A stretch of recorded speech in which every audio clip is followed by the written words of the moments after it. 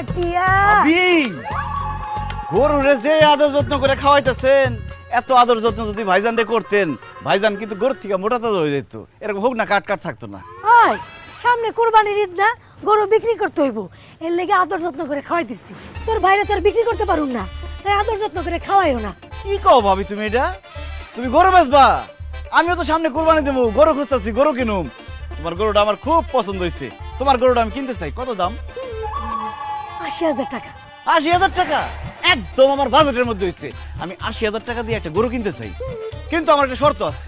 আমি একজন গরুর ডাক্তার ডাক দেবো, সে আইসা গরুটা দেখে যদি বলে সব ঠিকঠাক আছে, আমি একদম ৮০,০০০ টাকা ক্যাশ দিয়ে তোমার গরুটা নিয়ে যাবো।